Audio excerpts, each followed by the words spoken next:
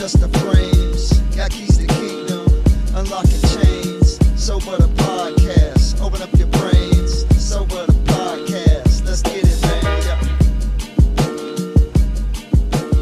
man. Welcome back to season 4, Sober the podcast with the host Bradley Saxon.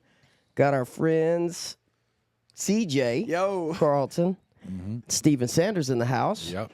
But as we begin this journey of the 12 steps, we're bringing in some folks with us that are big book thumpers. Yeah. Cats that got this experience. And today we got Mr. Mark Higgins in the house. Sugar Boog, Monk, sir. Higgy, whatever you want to call him. And he gets to join in our icebreaker. Yes, he does. Our new three-pointer. Yep. Do we have another word, or we're just going to keep it on three-pointer? Three-pointer. Yeah. Three-pointer. Ain't gonna matter if I. And what we do is we call random people that are subscribers on our Patreon app. Yeah. We ask them a question concerning the content that they get early. Yep. And if they get the answer correct, CJ shoots a jumper. And if CJ can make it, If CJ can make it. if CJ can make it, Then. the caller Yep. gets any type of merchandise they want. Yep. And here's how you'll know if you don't watch this on YouTube. If they get it wrong or he misses the jumper, That's a tough sound to hear. but if you get it right and hit the jumper, That's what we're trying to hear. yes, sir. Yes. Yes, Lord. All right, so our caller today is going to be Katie Hey, Katie. Stoops, Oh, Orlando, Florida. Katie. Yeah. She was on our last Supporting season. us from Orlando, Florida. Yep. Matter of fact, we did her personal testimony on season 3. Yep. Good one. You really need to go back and listen to how God saved her from addiction, restored her life, put her on a new footing, put a new song in her mouth, how he's restored. Just one thing after another. Yeah. And she's still just doing the deal down in Orlando. And so she don't really know we're calling, but we're calling her now. And let's just see if she has listened to the first episode, because if not, she hit. Yeah, she will be hit. Here we go. Come on, Katie.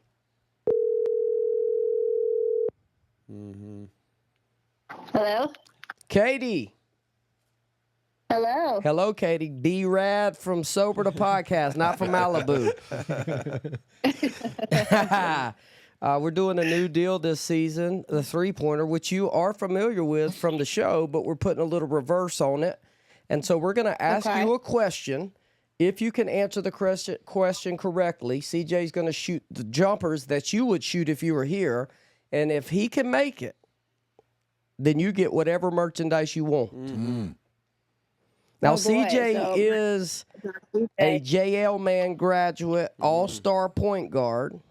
He spent a couple weeks at Spartanburg Methodist, and he spent a couple weeks at Lander. So there's a good chance, well, at least on this couch, he gives you the best chance. That's right. That's right. Okay. All right.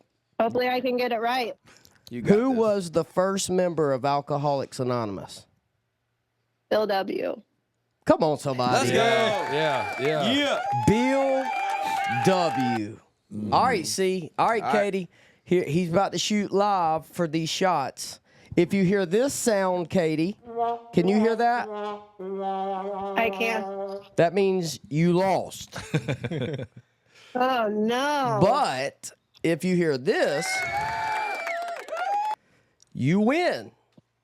Okay. So here we go, see. Root for me, Katie. You got this. Oh my God, Katie, he made the first one. You're the first winner Yes, of the sir. 3-point contest on season 4. Congratulations. That's exciting. Thank you, guys. Yes, we'll be in touch with you after the recording to find out what you want. We'll ship it all the way to Orlando, Florida. Yeah, let's go. Let's go. Thank you for subscribing to the Patreon app and being a great supporter and loving us and all that good stuff. We love you very much. Of course. I love you guys. Yes, ma'am. Bye, Katie. Bye, Katie. All right, bye. How about that, Let's see? go. Yeah. I mean, them 2 weeks you spent at Lander Found one. before you got kicked out for funneling beers off the baseball house must have done you some good. Man, I love doing this. Again, guys, welcome back. Season 4, Sober the Podcast, as we talk about step 1 of the program of recovery. Yeah. Mm-hmm. But before I think we start off with the program of recovery, as far as step 1 is concerned, I always like to ask my guys, does recovery start in step 1? And a lot of times they think or they may be considering it being a wrong question or a loaded question.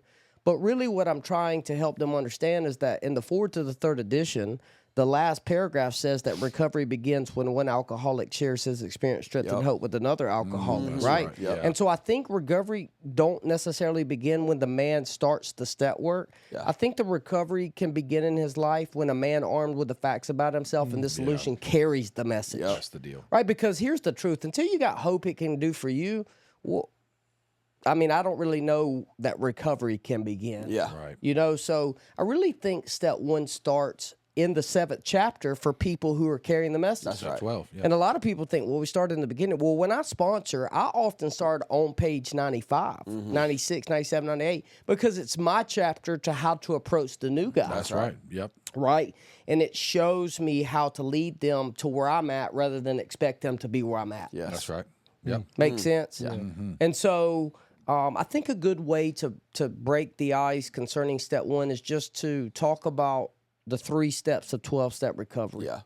To just give people an oversight or an outline to what we're trying to accomplish through this work, right? Yep.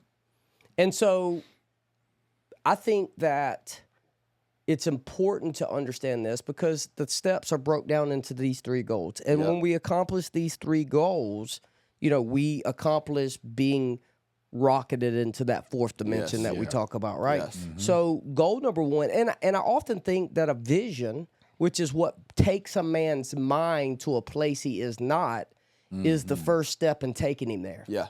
Because I've always believed that you can't take a man's life somewhere until you can first take his mind there. Yeah. That's right. And I think that's the importance of this one alcoholic helping the next man. Yeah.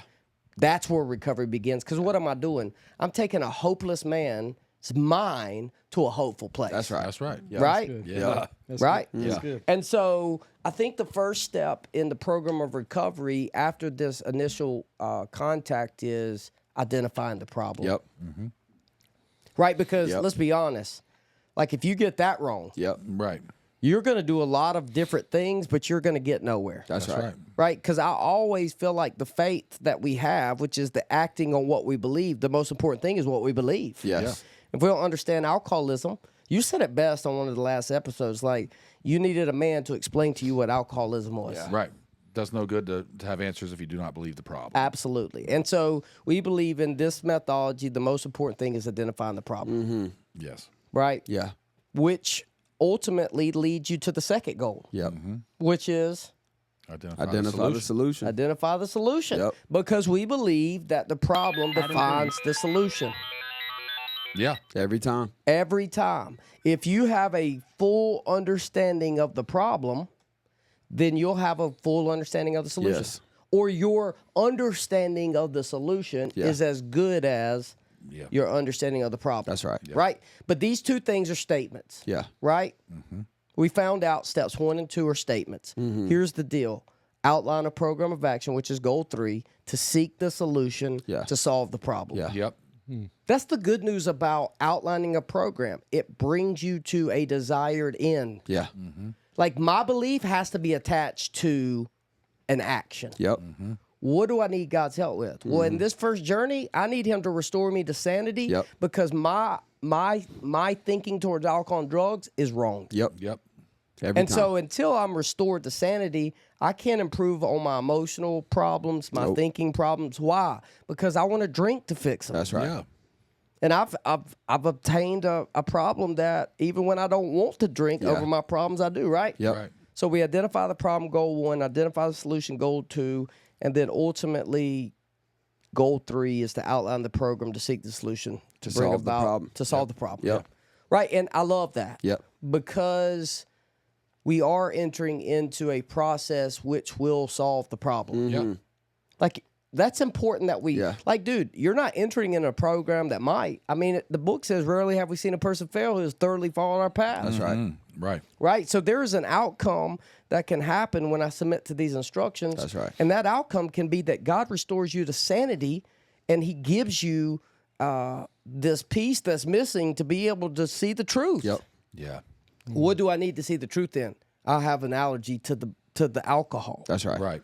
To the drugs, because that's the lie, I believe. Yep. This time it'll be different. Yep. That's right. Right? Yep. My God. I'm doing all the talking here, well, no, fellas. I know no, y'all no. got hundreds of Nah, hours well, listen, of like- experience. A church.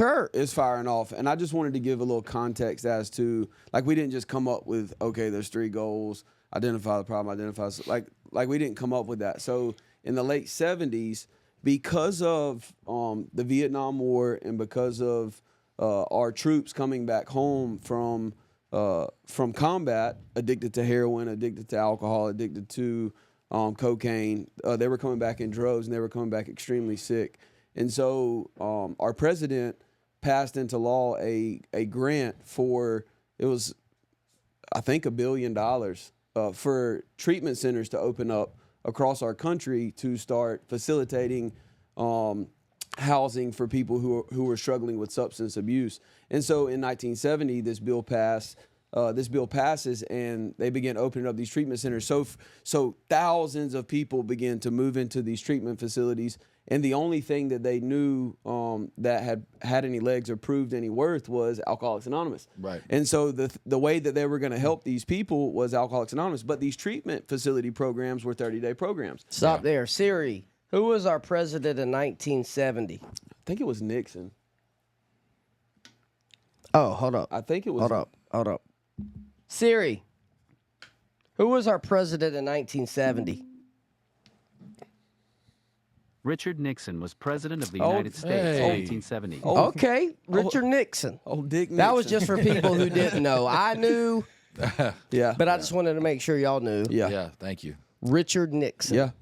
How about that? Yeah, and so in I think, if I'm not mistaken, 1978, this group of people came up with this this program to fit into a treatment facility where they would take the Alcoholics Anonymous textbook and break it down into a 30-day program. Because here's the difference. When you're talking about a facility or a rehab program, there's a program and there's a schedule. The schedule is not what brings about change to a man's life. A program of action is what brings change. So what was happening is those first 7 or 8 years of these facilities being open, at 9:30 you'd have underwater basket weaving. And at 12 o'clock, and Dear Lord. and at 12 o'clock you would. How did I not get? Yeah. How did we? I mean, I went to treatment. How did it come and they didn't teach me how to underwater basket You didn't weave? go early enough, bro. I mean, I know how to dunk and weave. Yeah, bob and weave. Bob and Yeah. weave. Oh, bob and weave. Bob and weave. don't leave I mean, out we weave. talking about. We not talking about Bob and weave. Yeah. We talking about Bob and Will. You know what I'm saying? Will's son. You know what I'm saying? But Yeah. I mean, ain't nobody ever taught me how to underwater Bob and they weave. never taught you how to. Nah, that's terrible, bro. Well, so what they were finding is that there wasn't a whole lot of success. And so after 7 or 8 years of these facilities being open, this group of people came together and created what's called Recovery Dynamics. And it's a 30-day program where they walk didactically through the book. It's broken down into group sessions. So it's basically Alcoholics Anonymous on a group scale, trying to utilize sponsorship on a group level. Yep. So instead of helping one person, one alcoholic helping another, now it's one alcoholic helping 30 alcoholics at a time. And so that's where these goals come in, because they realized, they sat down together and they said, well, what is the purpose? Which is a great question. What's the purpose of this? Objective. Right? Like, what are we trying to accomplish? Yeah, like we're not trying to just house people. Are we Like, trying what's to the mop purpose? mess? No. Right. Right? Which is what was Shout out to happening. like season 1. Yes. Unplugging stoppers. Like, Unplugging you've got stoppers. to hear Yeah. that. That's my favorite Yes. one. You know what I'm that's so saying? You've good. got to hear that, because this podcast, our ministry, isn't been adopted to mop mess. It's Nope. been created to solve problems Yep. Yeah. and teach others Yes. Yeah. how to unplug stoppers. stoppers. God, that's yeah, so that's good. so good, Yep. bro. Powerful. Well, and so they started to gain some traction. They started to realize that this was successful. And so when we talk about these 3 goals, we're talking about the Recovery Dynamics process and purpose that they put into play for counselors, teachers, and alcoholics who have recovered to help people on a group scale. Yeah, and let me just add this: recovery dynamics is not AA. They utilize the book, right? And they use these in treatment. But here's the biggest hit to AA was 1970. And when you're talking to men who run treatment facilities, who use this recovery dynamics, Right. It's clear that it's useful and we love it. But it's clear that it ain't AA. And the problem with most things after 1970 when treatment hit was then AA stopped learning how to help wet drunks. Yeah, that's right. Because of treatment, they would just send them to them. Yep. And I think we need to get back to fitting ourselves spiritually to be a maximum service to God and others. And we can't depend upon these treatments because I see it all the time. People, instead of carrying the message, going to their house, putting them in their house, you know what I'm saying, is depending upon getting them in treatment centers that could have waiting lists, that could not have beds.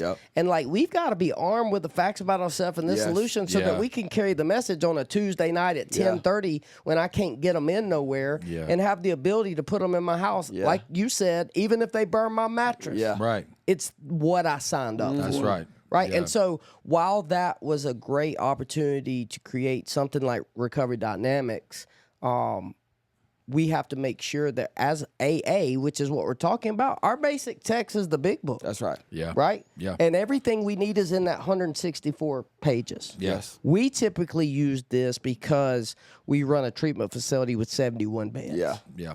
Right? But I have always felt like it's important that people know that Recovery Dynamics is not AA. Yes. Yeah, Right? sure. Yes. It does use the literature, but there's other things they expound upon that is not a part of the fellowship that they added. That's Yeah. right. That they felt helpful, that they use in Little Rock, Arkansas, that, you know, has helped many people. I mean, I flew up there, spent time with Joe before he died. Charlie had been dead for a while. Listened to hours and hours of workshops. Very wise, very useful.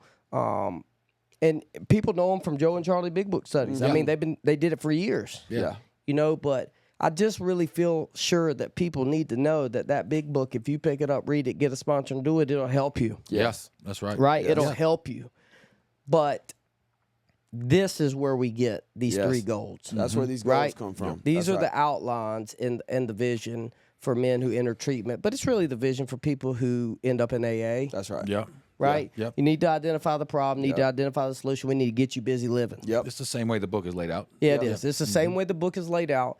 And thank God, if you're going to do this in 30 days of treatment, that you didn't take a step a year. Yeah. I mean, obviously, these men knew the book needed to be taken at a pretty rapid pace. Yeah. They had newcomer meetings in early AA for the first 10 or 15 years before the 12 and 12, and they would literally do it in groups. And if you look like Wally P. out of Phoenix, there's some other books that you can see that back to basics where they literally go through the way they used to teach them, and they taught it in a 4-hour class. Yeah. I mean, the entirety of the steps in a 4-hour class. Yeah. Now, not you or I or you would probably take 8 or 9 hours to even attempt that, but Yeah, but I mean, it was clear the early AA members knew the urgency of a man having a spiritual awakening. Right. And especially in this day when you have an allergy to crack or fentanyl, like you ain't got a year. no.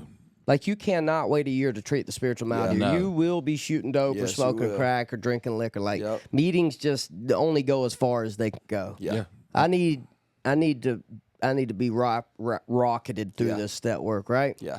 Yeah. All right, so step one, we admitted we were powerless over alcohol. What is that little punctuation there? Yeah. There's a comma. Is it a comma? Yeah. Or a hyphen There's or a hyphen, colon? comma. Yeah. Continue, There's a dash, yeah. continue on this, which is, what's it say? And our lives were unmanageable. And our lives were unmanageable. Yeah. There's 13 words in that wall step. Yep. I always say this because I can still hear my first mentor saying it. Somewhere somebody hung the 12 steps on the wall. What'd they forget, Shug? Hang the instructions with Yeah. them. Yeah. Yeah. And I tell you, my first AA meeting, I did all those steps that first meeting. Oh, yeah. Yeah. Admitted we're powerless, no problem. I need power. Yeah, I need God's help. Yeah. I went through them. I thought I took them. But truthfully, that's the wall step. Yeah. That ain't the program. Yeah. The program, the instructions that were left off the wall step are in the 164 pages, which is what we're starting to take a journey on expounding upon. Yeah. Right. That's Right? Yes. That's right. And so we admitted we were powerless over alcohol. Let's start there. Yeah. Because think about what I always say. I probably even told y'all this before, when I first met you. And I often use this analogy. If I lock you up in a house, board all the windows up, lock the doors, and put whatever drug of no choice that you want in there with whatever paraphernalia you want. Dave spelled that, by the way. That was on Dave's vocabulary I heard test. y'all this morning. Paraphernalia. Either way, what's going to happen? What's going to happen? You're going to die. Yeah. That's what every person I've ever helped. I'm going to do it all, and I'm probably going to die. Yeah. What does that tell me? Every man or woman coming into the fellowship already has an idea of their relationship with drugs. Yep. Yeah. They know. They don't know it's an allergy. Yeah. They don't have the medical term or the definition, Yeah. but their experience with drugs and alcohol shows them Yeah. that they're going to start. They don't know when they're going to stop, and they usually do way more than they intend. Yep. And until something outside of them stops them, they don't. Yes. Right. That's right. So all of them says, I'm going to die. Yep. Yep. Well, here's what I believe step one does. I don't believe we take step one. Now, y'all can argue with me with this. I'm up for arguing. I'm not going to argue with you because No, I I'm with believe you. the same thing. But I think that we are step one. That's Yep. right. Yep. And I That's it. think the man that is explaining to me the understanding of step one out of the first 43 pages is giving meaning to my struggle. Yeah. Absolutely. Yep. Right? Because I know if I drink, I can't stop. I know if I use, I can't stop. I know I'm going to do more than I intend, and I'm probably going to do as much as I can till I can't, right? That's right. Yeah. But what happens eventually for me is something outside of me always intervenes. Yes. Yep. Like either I can't stay up more longer than 30 days. Yep. Yeah. And I physically can't wake up, or I get arrested, or whatever the case may be. And every time I come to with them four horsemen, Yep. Yep. and I'm remorseful, morbid, reflecting, and I'm never doing this again, right? Yep. Yeah. And it seems like a day, a week, month, maybe even a year could go by. I don't drink and use. But then here's the thing that I never understood is why, after knowing what happens when I drink and use, Yes. why is my willpower Yes. practically non-existent Yes. when it comes Right. to saying no to the Yes. thing that has stole everything from me? Yes. Right. Which is no matter how much you drink and use, you would never know. Yep. That's right. And this is why we don't believe. This is why we believe it's important to get back to big book sponsorship, is because a man don't learn that drinking and using. Yeah. And if we're not carrying the message in the meeting, he's not going to know why he can't stay stopped. Yeah. Which is the crux of the problem that you don't learn unless a man is carrying this message. That's Yeah. right. You do not learn that from drinking and using. Yeah. And so what does that do for me with step one? When I read it apart from the knowledge of the book, I believe alcohol is my problem. Yep. Yep. And I set off to use this program alongside my willpower to not drink and use. Yes. Right. Which leads to a truckload of pain. Well, it doesn't bring Every surrender. time. Nope. It brings commitment. Yep. And commitment apart from submission Yep. only leads you to your own power. Yep. Yeah. If I'm surrendered, then I have to submit to something greater than Yep. myself to do what I could not do. Yep. Yep. And so that's the purpose of understanding step one, is because you cannot submit because you've never accepted the problem. Yes. Because you don't understand it. Yes. And I spent many years in church doing this, going and telling God I'm sorry for what I've did, and then commit to not doing it again. Yep. Yeah. And I never understood the essence of the gospel. Yep. And so therefore I never really got any freedom because I was trying to play whack-a-mole with my life. Yeah. Well, I don't know what I'm laying down. Yeah. I don't realize I'm supposed to be laying down my life. Yeah. I think I'm supposed to be laying down the alcohol. Yeah. You know, one of the techniques that we always use at the Legacy Home is the first day they get there, we have them write down the 10 things that dope or alcohol used to do for them, like in favor of them. Like, did it make sex better? Did it make you feel like you could dance better? Did it make you sing? Did it make you more sociable? Did it make you more comfortable? And the next day when we go through the list, they're almost always the same. But then we draw a line on the right-hand side. We write what the opposite of that is, right? So if it makes you comfortable, guess what you are? You're uncomfortable. If it makes you socialize, guess what you are? You're antisocial. If it makes so then that shows you that the right-hand side is the problem you come with, and the solution is what you're reaching for, which is. And I didn't understand, but I needed to know what an allergy was too. It might be worth it to. I don't know if y'all want to talk about that. yeah. Definitely It is definitely worth going into all of that. Yeah. But I think before to say the thing that helped us start this journey was another person. Yes. Absolutely. Right? Like Yes. I wasn't able to understand I was step one alone. Yeah. No. I didn't pick up the book, No. read it, work the steps alone. No. Like they have these things in AA still, believe it or not, and they're called sponsors. And a sponsor is a man who has had a spiritual awakening as a result of these 12 steps that is in recovery that carries the message to you. Yes. Right? Yep. We need this cat Yep. if we're going to work these steps. That's Yep. right. Yeah. Right? Yep.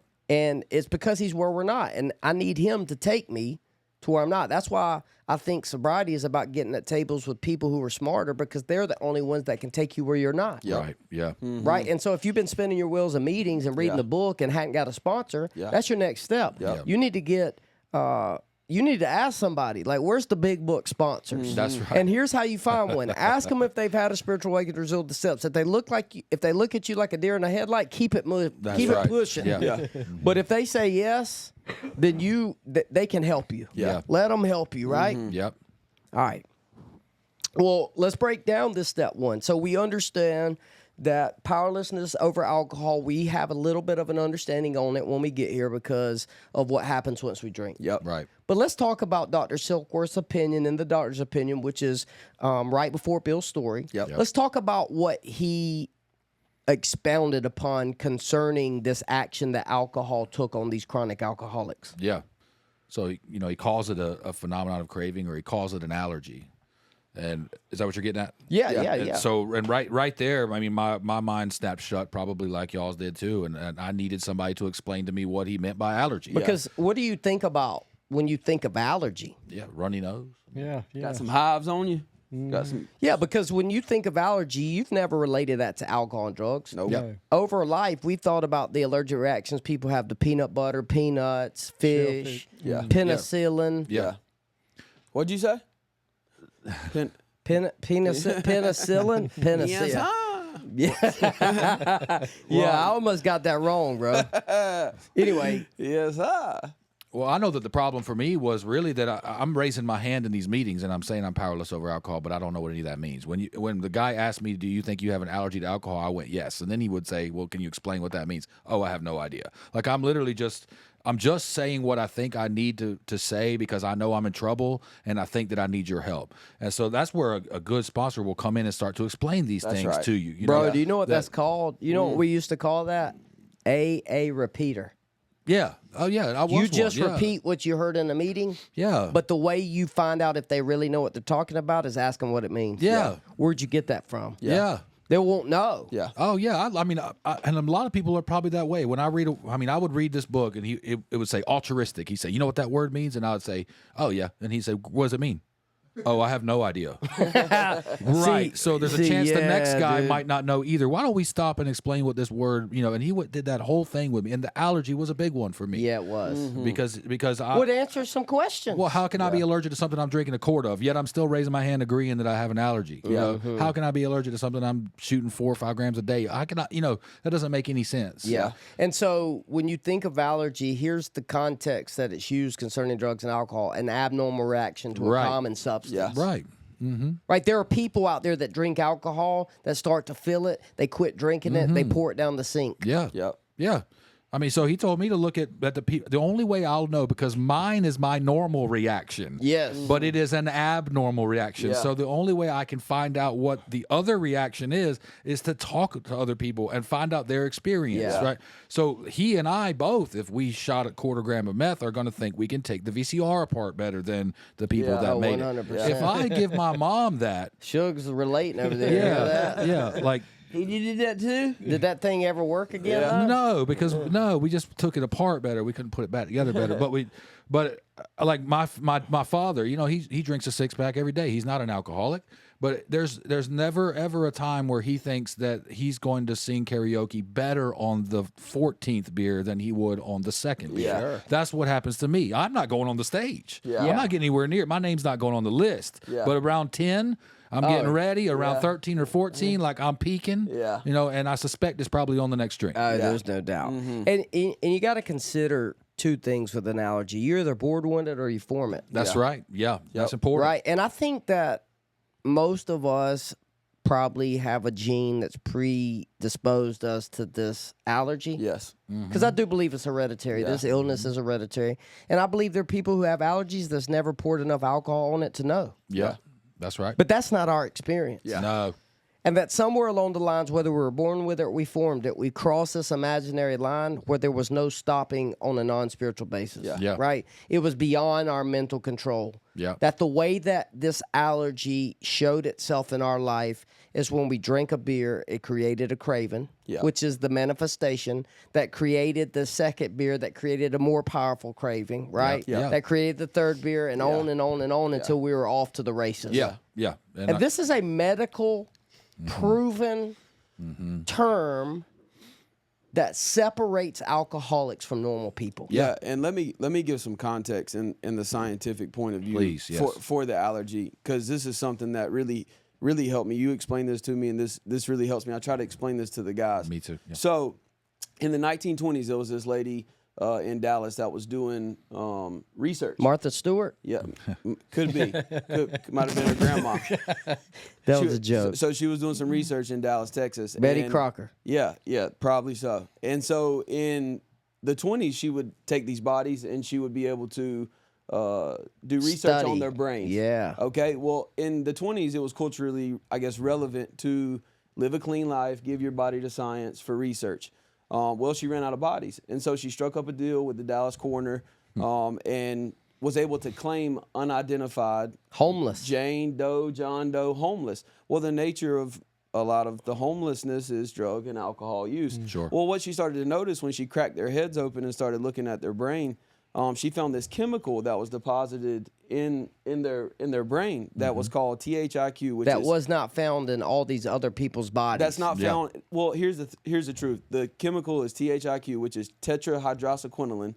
It's the sister chemical to formaldehyde. Absolutely not supposed to be anywhere in a human body. Yeah, for sure. But she started to notice that all of these homeless people that she was researching all had this deposit of THIQ in their brain, whereas all these people who live clean lives, who were normal, didn't have any trace of this. Right. And so Dr. William Silkworth, armed with the knowledge of this research and his own work with alcoholics. Which is what we found was added to AA that was not a part of the Oxford group, which was this doctor's opinion that we're talking Which about. is the allergy. And so what they started to find out as they did more research is when an alcoholic drinks that beer, it goes down the esophagus into the stomach, and it's turned into acetaldehyde. From that acetaldehyde, it's then broke down into acetone, and then it's put through the liver and the kidneys at about 1 ounce per hour. Yeah. That's a normal. That's a normal breakdown. That's normal. Or normal metabolical rate Yes. that a normal person processes alcohol. Yeah. And so, but the thing about the alcoholic, and this is what they started to find out, was between the acetaldehyde and the acetone process, that metabolism slowed way down. Right. And in that, this THIQ that we talk about is excreted from the brain, and it blocks the serotonin. Which is the hormone that tells us we're full. Yeah. I'm good. I've had enough. Yeah. That's what the hormone would do. And so it blocks that receptor, which is serotonin, but it doesn't block dopamine. And so the dopamine's firing off and is saying, I want more. I want more. I want more. And serotonin's supposed to be over here saying, I'm full. We're good, bro. We're good. But it's not, because it's being blocked by THIQ. Yeah. And so this is the part of alcoholism that really started to interest me. Yeah. It really started to make some things make sense, because this has nothing to do with me being bad. This has everything to do with I was born with this. Yeah, and I think that you cannot make normal people alcoholic. No. It's clear from this expression or this truth that this was clearly something that was in some people that was not in other people. Yes. Well, and so I think talking about this science stuff is important. I do the same thing regularly, because the Big Book actually said we don't really know why, but we have since learned why. You know? Yeah, And- 100%. But the Big Book's very first must says we believe that the alcoholic must come to believe that his body is as abnormal as his mind. Yes. So it's worth talking about this stuff on the scientific level. And I know we talk about it real similar. You know, your brain is so complex that after you eat steak a couple of times, you can come home and smell it. 100%. You know, and it immediately starts producing the enzymes that required to break down steak before you've ever even had it in your mouth. 100%. And it does the same thing with alcohol. And the main things that produce these enzymes are your pancreas and your liver, coupled with your brain, like CJ was just talking about. And guess what? The 3 things that you damage the most when you drink and use drugs are the pancreas, the liver, and the brain. And that gives reason to me why some people can be born with it and just wait to set it on fire, and other folks can damage it and form it just like right, exactly. Well, and consider this truth too, because when we're talking about a craving, we're not talking about something that happens prior to the ingestion of alcohol. Right. Yes. That you can't crave something you haven't tasted. Right. Right. You know, like when your wife was pregnant and she craved something crazy, like pickle and ice cream. Yep. She's not craving that. She's obsessing over it. Yeah. Yep. Right. Now, maybe when she eats it and tastes it, then there produces a craving. And so know that we're talking about the physical aspect at this juncture about alcohol, which is what takes place once the alcoholic ingests the once chemical. it's put in. Yeah. Once That's it's right. put That's in. right. Yeah. Yes. Right. And so here's where you get the statement, we're not sick, we're not bad people trying to get good. Yeah. We're sick men trying to get well. We are drinking not because we're bad, but we're drinking to overcome a craving that is beyond our mental control. Yes. That's right. Yes. Yeah. Like, dude, there are people out there that need to hear this. Yes. Yeah. This is powerful. Like, man. I didn't step over my kids because I was a bad person. I stepped over my kids to get drunk because I was drinking to overcome a craving that was beyond my mental control. Yeah. That's a sickness. Yeah. Yeah. Right? Yes. That's an infirmity. Yeah. Yeah. That's a problem. Yes. Yeah. But I liken it towards, and let me just say this to try to give a general overview. Like I say this, like TLC has a show. It's called 600 Pounds or More. TLC. Yeah. Isn't that I it? thought- TLC? Yeah, that's right. Yeah, I yeah, think like- so. Not like the band. chasing waterfalls? No, they're not chasing waterfalls. Like, we don't want no scrubs. No. A scrub is somebody ain't getting no love from me. Hanging out the passenger side of his best friend's ride. What does TLC stand I for? don't know. Something channel. Something channel. Oh, we on the channel. Yeah, We not something. on, like, Left Eye Lopez. Left right Eye Lopez, Andre Rison. He's hit. Hit. He should have left her alone. Yep. Should have. God the money. But if you think about the people that are on this particular show, they're making a show out of something that is It's probably somebody's- tender loving care. probably channel. They're making a show out of something that is somebody's dysfunction or somebody's inability to stop. Yep. Well, would you say that their inability to stop eating is likened to my inability to stop drinking? Absolutely. Right? And so there's something similar going on with them Yep. that's going on with me too. But we only always look at what we see. We never even suggest what we can't see. And so the allergy begins to suggest to me that there's something that I can't see that I've never been able to put meaning to. But I know that when you teach me this, that I this is how I understood it. I'm allergic to black cherries. Yeah. That's one thing in my life that I know that I've ate before, and when I ate it, I had an external allergic reaction to this chemical. You can't see the allergy, You can't see the allergy. but you can see that manifestation. But you can see the symptoms. Well, here's the thing about alcoholics. You can also see the manifestation of the allergy. Even though the allergy is happening inward, you are able to see what the allergy is producing Yep. in this man's life. And so I likened it to my allergy to black cherries, that when I was 13, 14, I ate a bowl of them, never had them before.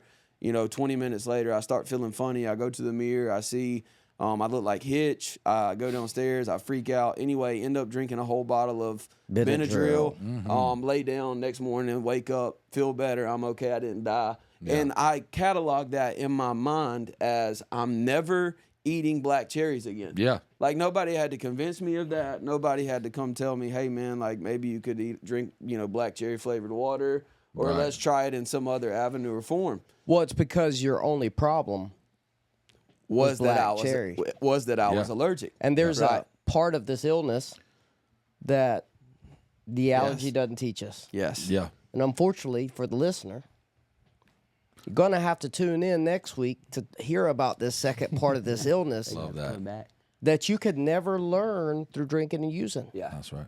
But no, what was just stated from Mr. Carlton is the reason why we state once alcoholic, always alcoholic. Yes. Yeah. Is the reason why we introduce ourselves as recovered alcoholics. Yes. It's not anything to do with the level of the spirit. Yeah. No. It's got to do with the fact that medically, Yep. it's been proven that this illness that I have Yes. will not go untreated. Yep. Right. And the third part, the spirit, if not treated, brings me to the place that I believe that I can Yes. drink, that runs me into this allergy, that ensures me death. Yes. That's right. The allergy always ensures us death. That's right. Yeah. Yeah. It does. And it's a very big part of what we teach our men. So please, stop telling my men that Yes. they're not alcoholic because they're Christian. Can I say Come something, on. man? Yeah. Like, Well, let me say this, and then I want you to say it. And I'm not trying to be rude, man. I'm trying to break this stereotype, yeah, Yeah. this stigma, we're going to. this Yeah. half-truth nonsense, Yeah. this well-meaning garbage. That because a man is a Christian, he can't identify Come on, man. with having the allergy of the body. And Yeah. it's nonsense. Almost killed It's me. like a Christian overlooking their diabetes. Yeah. Yeah. Just pray more, you'll be all right. No, sir, listen to your doctor. Yeah. Please start getting on the treadmill, start taking your insulin, right? Yeah.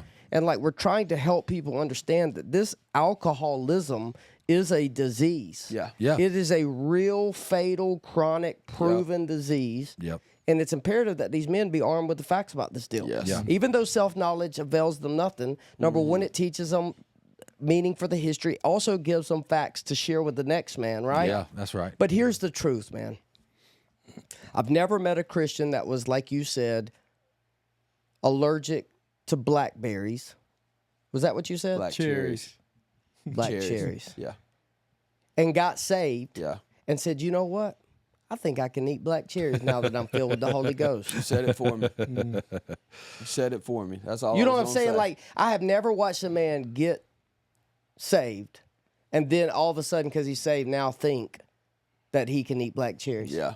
Right? Right. And so it's imperative we talk about this because next episode we're going to talk about the fact that it don't matter how Christian you are, Yeah. Yeah. That's how right. spiritually well you are, you're never going to safely be able to use drugs and alcohol in any shape, form, or fashion. That's right. And here's the truth. It's a catalyst for why I need to put my faith into action and not just be someone who consumes and don't work, because if my illness surpasses my recovery and I drink, I run into this allergy even after being a Christian for 25 years. Yep. Yeah. And I stop when it tells me to. Yeah. Yep. And here's the truth. It could kill me. That's right. Yeah. Man. Well, think about this. I mean, I got some experience with combating this thing for a long time, and you know, and I've had months of sobriety, but that would be all. We suffer from something that must be treated that way. Now, in the last 5 years, that I have put forth the effort to treat this every day and grow in the grace and knowledge of Jesus and help folks understand why they smoke crack when they don't know why they do. Yeah. Has been a beautiful blessing in my life. You know, Bill Wilson talks about that working with another alcoholic will always bring me to the place of immunity. You know, it's when nothing else helps. Yeah, it's And, worked for you. Dude, it's been beautiful for me. I've experienced some beautiful things that, like me and CJ was talking, some first things since I've been sober. So it's huge to be able to get up and treat this thing and carry the message to the fellows who don't know it needs to be treated. But daily. Hickey, hasn't your experience showed over the years, after some time of sobriety, when you use, you still pick up where you left off and use, and you still cannot control? No, you can't control it. That's a real thing in our lives. Yeah. Yeah. Right? That I could have seasons where I put together sobriety, right? And I go to church. I love God. Whatever the case may be. If I drink again, Yeah. I will experience the allergy of the body. Why? Yep. Because once you got it, it ain't going away. Yeah. Yep. Yeah.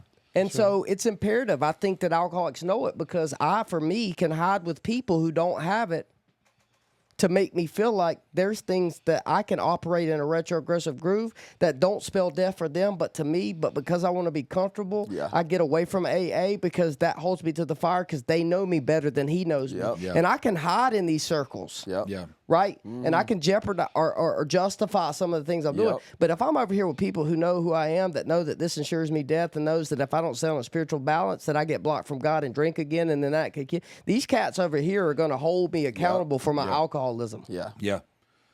Well, here's the good news for me, man, is that if alcohol and meth or heroin, whatever your thing is, if that makes you feel okay with yourself, if that makes you feel like you think other people look, if it makes you feel like you can connect with other people, if it makes you feel like everything's going to be okay when everything around you looks like it's not, no matter how temporary or artificial that is, it is real in the moment. And the man told me that if that is an abnormal reaction, and if you do not find, Stephen, something that equals to or is greater than what that did for you in your early 20s, you will go back again because your mind has recorded the success of it. So here's the conclusion. Well, we found it. Here's the conclusion. Once we start, we don't know when we're going to stop. Nope. Why? Allergy of the body. Abnormal. Abnormal reaction. Abnormal reaction. Produces a phenomenon of craving. Amongst us, there's probably 50 years of experience with that. Easy. Yeah. So here's the question. After knowing what's going to happen when I drink and use, why do you keep doing it? Till next time. Peace. Sure.